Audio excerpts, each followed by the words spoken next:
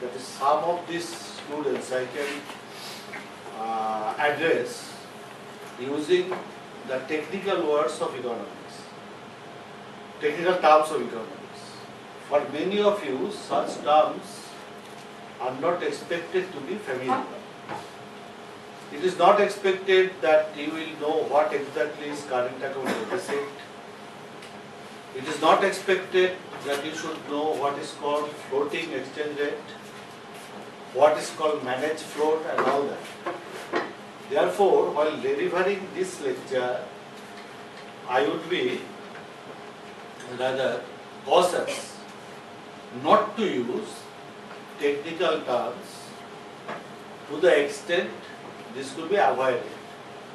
I mean, to the extent I can avoid the technical terms, I will avoid them. But in some cases, it is not possible for me to avoid such terms, and there this will be used, but while using them, I shall try to explain them in pure English. What exactly would it mean? The issue at stake is the price of dollar, that is the exchange rate of dollar. By the term exchange rate, I mean, in this context particularly, the amount of rupee that one can get from the money market in exchange of for getting $1. If I go to a bank and want to purchase some dollar, how much I shall have to pay for, in terms of rupees, for procuring 1 unit of dollar. This is called the exchange rate of dollar. This exchange rate of dollar, one should not say it is just fluctuating. What happened was that after maintaining some stickiness at around say 55 rupees a dollar, 54, 53, 54 and so on, then suddenly there was a fall in the exchange rate, and then it was a great fall, falling like anything. First, the market expectation was that it will stop at a level of say 65 rupees a dollar. I'm sorry, first expectation was that it will stop at 60 rupees a dollar. And when the expectation was that it will stop at Pradip, you didn't tell me. okay. And I tell you, in presence of Professor Pradip Kumar Maiti, for me, I don't think it is proper for me to address this gathering when a master in macroeconomics and Professor Pradip Maiti is there. But anyway, since I have accepted the invitation, I must speak. But I would definitely expect Professor Maiti to put comments at the end of what I said, or even when he finds it proper, I will take it as something informal. I actually just started, and first giving them thanks for inviting me. I told them that I know that this particular gathering, there are research scholars in the main, and all of them do not belong to economics, which is why the technical terms will be avoided as far as practical. This is what I wanted at first. Secondly, I was just developing the scenario, what exchange rate means, and then I was telling to them some facts like there was a fall. Market expectation was that it will stop at ₹60 a dollar, and then when the market actually arrived at $60 a dollar in the forward market, the exchange rate was on 65 already, and within a few days it actually crossed 65, and it was heading towards 70 rupees, almost 70 rupees. It touched one day 69.68, and then there was a market correction, they call it. It is now declining. Yesterday it was somewhere at 63 rupees a dollar, 63 plus. Today's rate, when I was coming, I was just checked. I found that it is at 65 plus somewhere.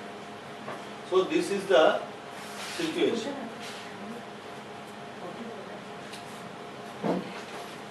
The expectation as published in Economic Times today is that this should,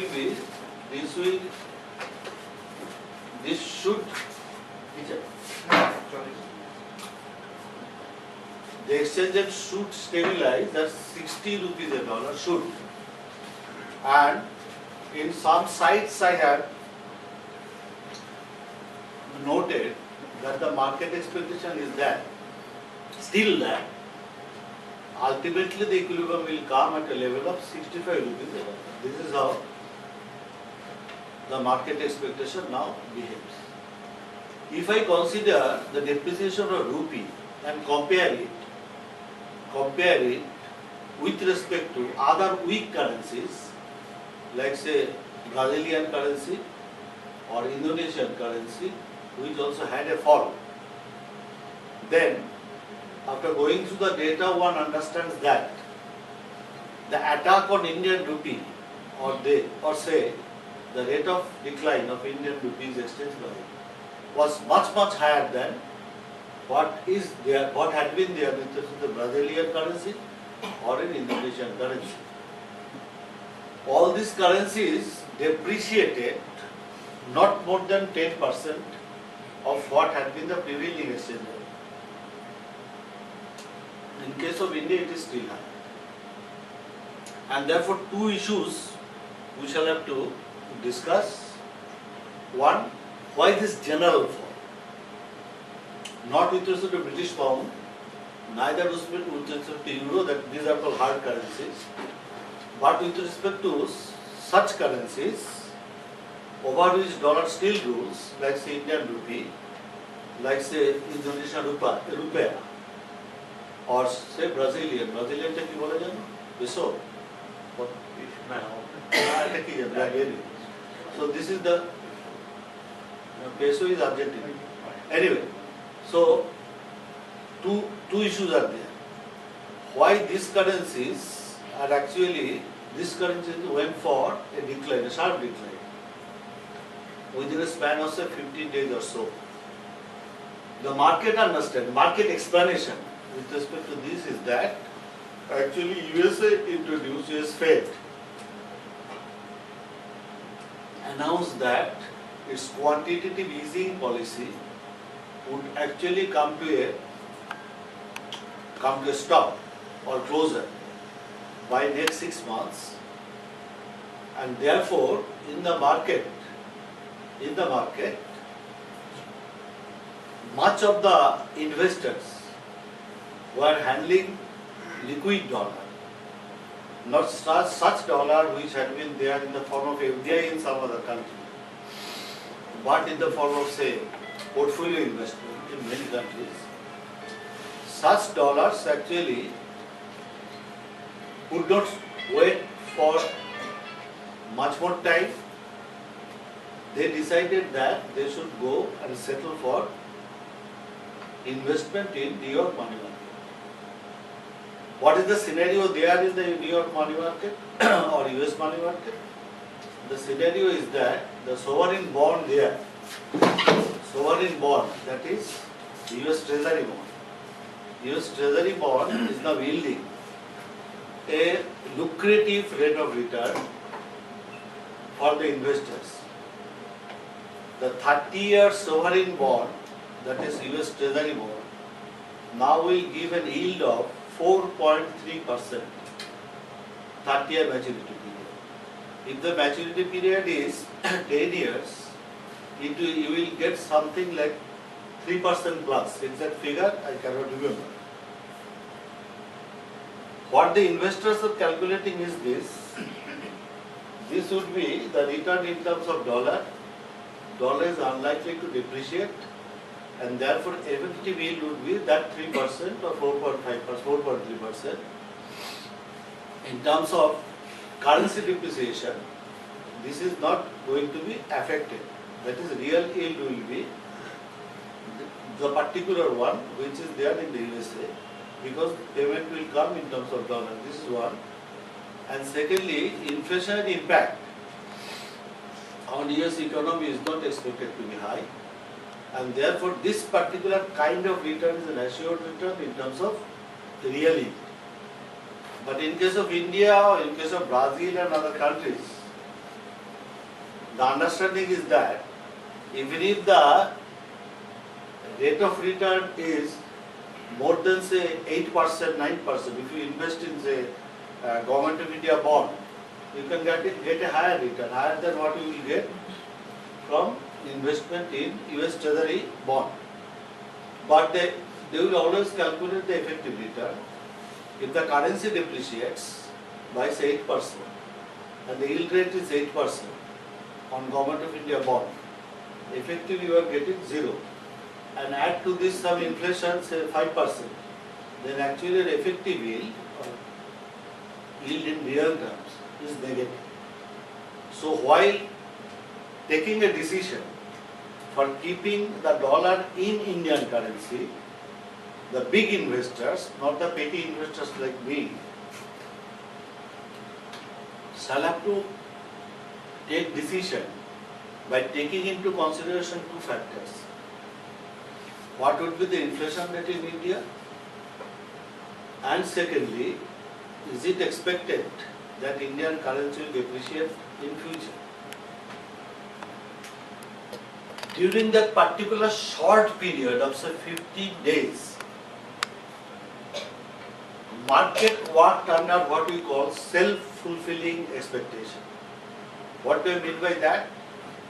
Big investors were under the impression that it is good to invest in US market. It is better to withdraw money from India, Brazil or other countries because of several things working at a time.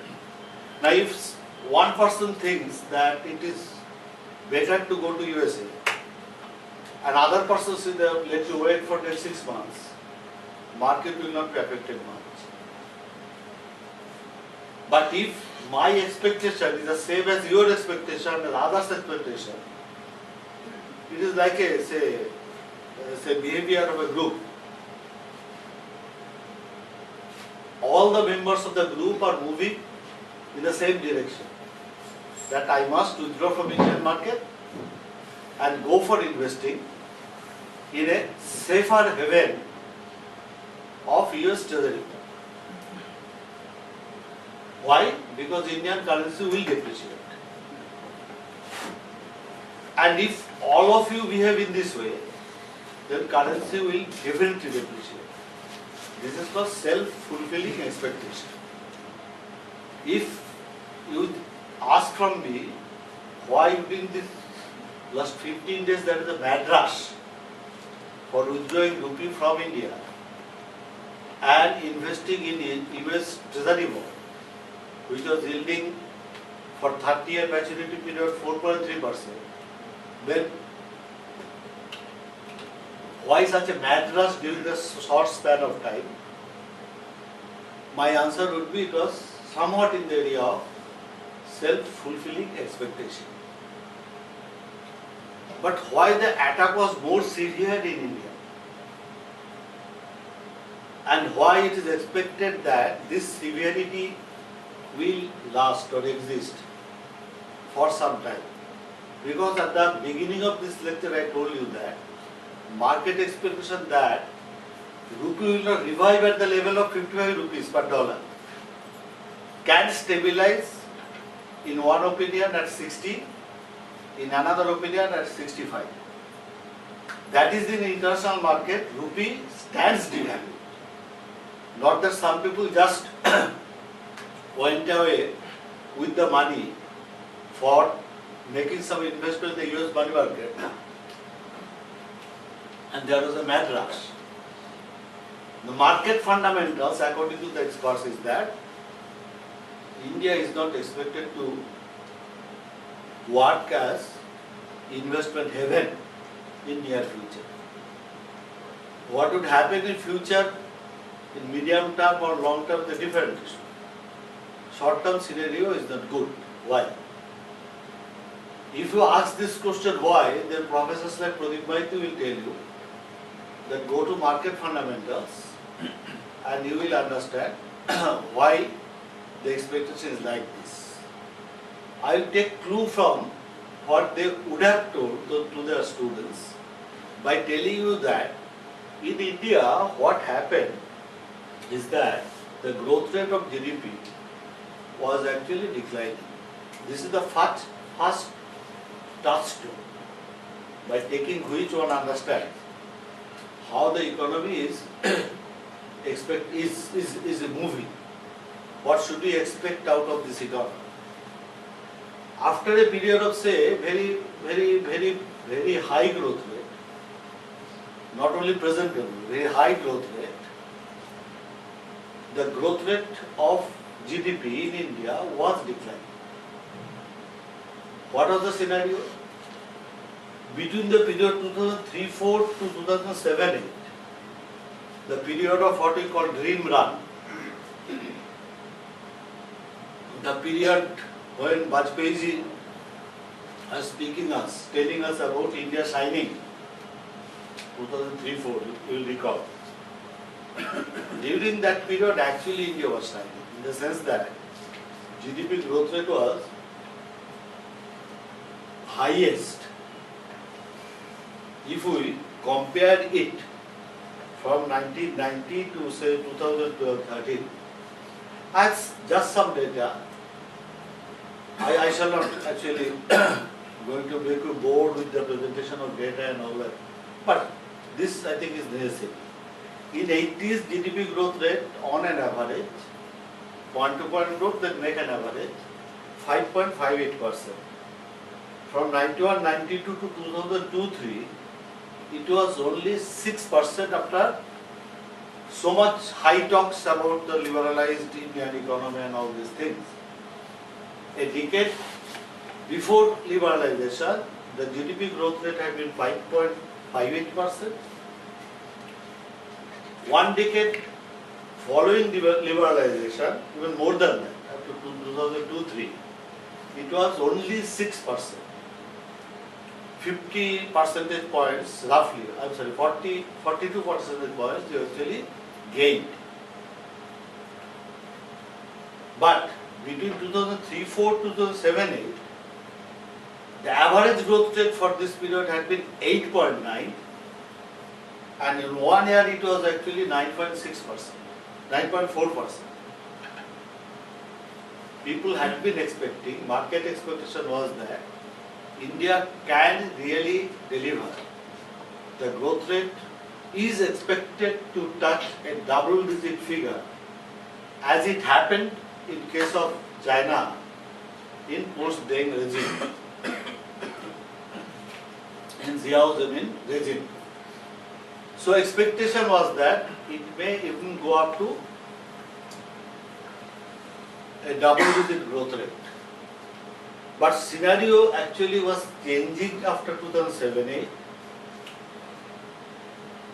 To cut the long story short, it was coming down from 7.8% to 6.21%, and 2012-13, just the last year.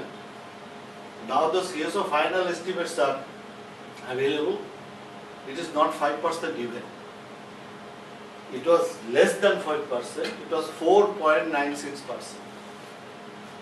So this particular part of Shining India kind of thing is really over, so to say, because in terms of growth rate, it has come down to 4.96, and the first quarter of this fiscal year, it is even less than that. So it is even less than pre-liberalization. Yes, of course. But I am not actually going for details of all these things, because this is not germane to what I am going to deliver here. To the extent it is relevant to what I am going to, put to you as point of explanation. Up to that extent, this data I will present here. It is not a talk on how GDP growth rate actually moved and what are the points of strength, weakness and all these things. Point is that it has declined. And as it has declined, some other issues also came in sharper focus. What were those issues? The issue was that the strength of India in the foreign market is actually weak. Not that much which we initially understood. By the term we, I mean the investors. What became apparent was that in the current account of the balance of payments, the deficit or the gap between what India receives in terms of dollar and what India pays in terms of dollar, the gap between the two is actually increasing, sharply increasing. This particular deficit, which I shall mention as trade deficit, is coupled with other dollar which is received under current account. Like say, my daughter sending some dollar or you are spending some dollar outside. The first one is dollar coming in India in current account. The second one is dollar leaving India on current account. Taking such items, let's say people spend on tourism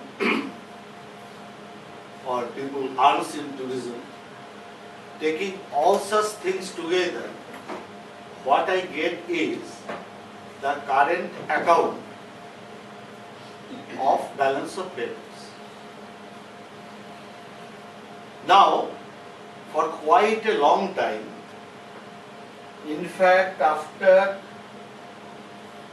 2002-3, India is actually having a negative current account deficit. By this term I mean that on the current account, the dollar that I receive is less than the dollar that I require for paying the bill. Dollar I receive mainly by exporting my goods, and dollar I pay mainly for importing the goods and services. Dollar I pay when I go to bank and take them, give me some dollar, I will go abroad to attend a conference. Dollar I get when someone comes to India to spend some money. Taking all these factors together, what I find is that on this particular item, current account, the deficit is increasing. It was increasing, and ultimately last year we realized that this deficit as a percentage of our GDP has already crossed the level that was there in 1991, when India had to get foreign money by depositing gold with Bank of England. They had to send gold, and against this they got some money so that they could meet the current account deficit. This was the situation in 1991. Many of you had been very young at that time, maybe not born yet. So this happened. After all this signing in India phase, what was revealed is that India has already reached a situation where current account deficit is higher than what it had been in 1991.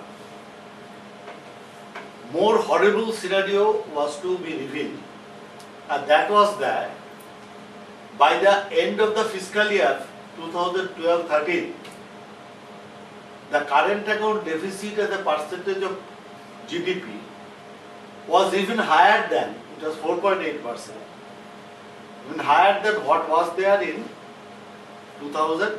What was that in 1991? A horrible situation. A very high requirement of dollar is there, just in order to pay the bill. How much in quantitative terms? 75 billion. And Mr. Chidambaram, while facing the budget, last budget, had to admit that I must have a strategy, develop a strategy by which every year I can get at least $75 billion here in India. Otherwise, I shall have to face a crisis. The current scenario, I was just checking today in the internet, is that we need, the scenario is now that we will need some $73 billion in a fiscal year in order to pay the bill. Otherwise, we cannot import oil,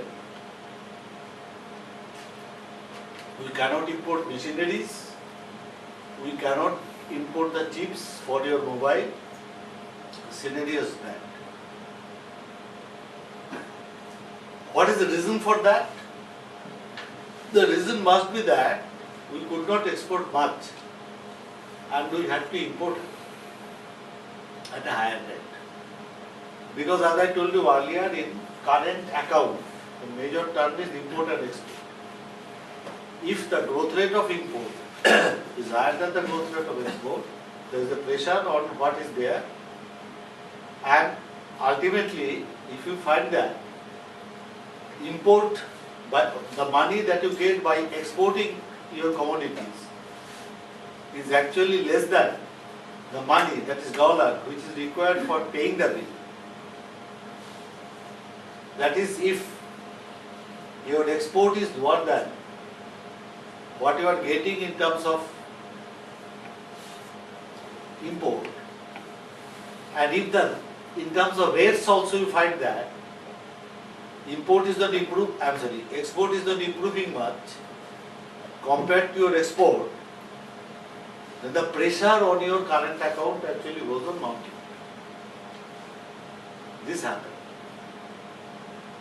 Government of India or the policy makers said we are not worried. We are not worried because if I go to this balance of payments, you will find you can actually apply a trick by which this particular kind of situation can actually be faced with a pleasant mood. How can you do this thing? You need some dollar. Okay, in current account there is a surplus, there is a deficit. But that dollar you can actually get in your capital account. How? In the capital account,